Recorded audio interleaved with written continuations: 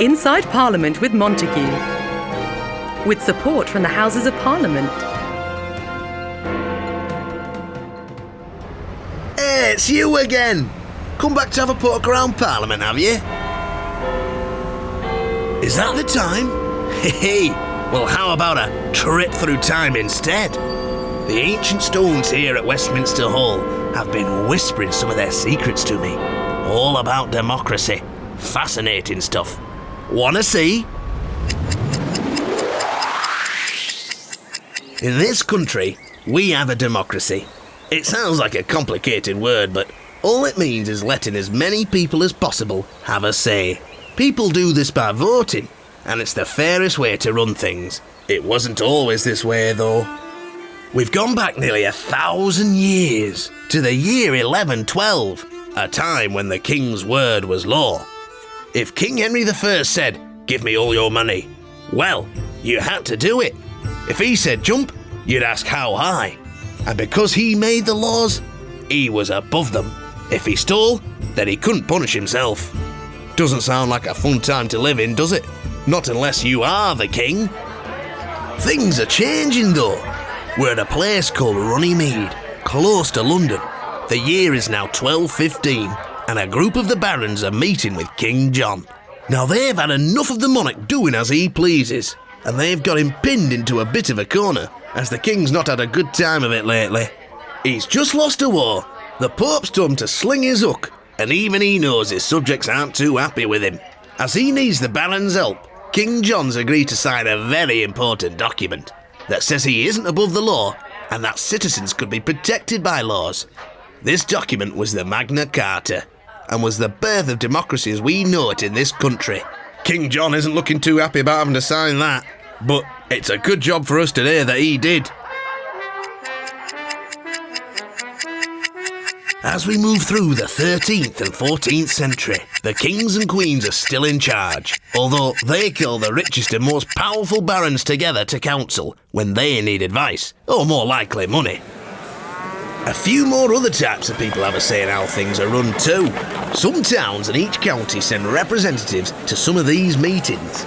The term parliament was used to describe these assemblies. Parler is the French word for to talk. You still had to be pretty rich and powerful to even vote for any of these representatives, though.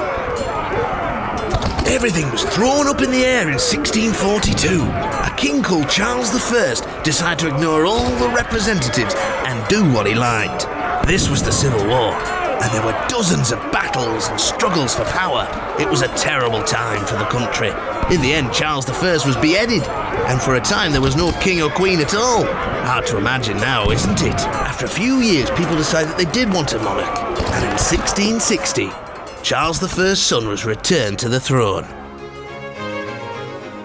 We're in the 1700s now, and as time goes on, other citizens of this country are getting a bit annoyed. There might have been representatives from all over the country in Parliament, but some tiny villages had 2 representatives, where big cities like Birmingham had none.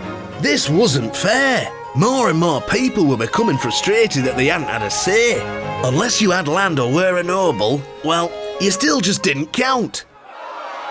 The only way to get your voice heard was to send petitions into Parliament, but it very rarely worked, and even finding out what laws were being agreed was virtually impossible.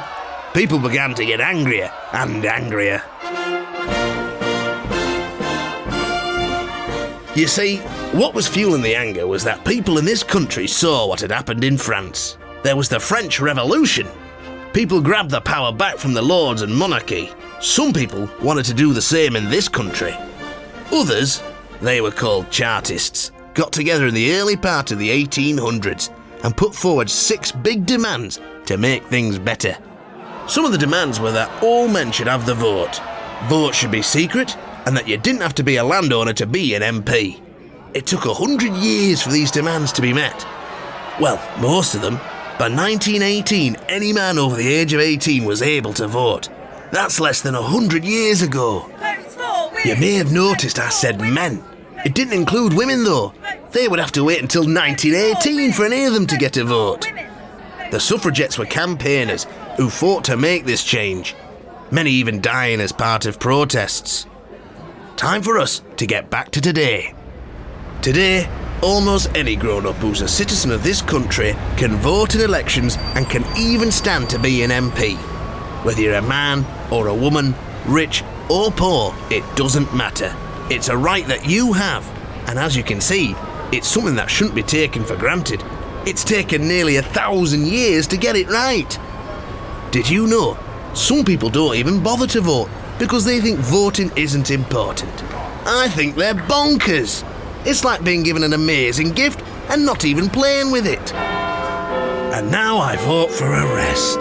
So I'm off back to me perch. Hope to see you soon back inside Parliament. Inside Parliament with Montague the Gargoyle, with support from the Houses of Parliament. Find out more about the Houses of Parliament online on the Fun Kids website, www.funkidslive.com.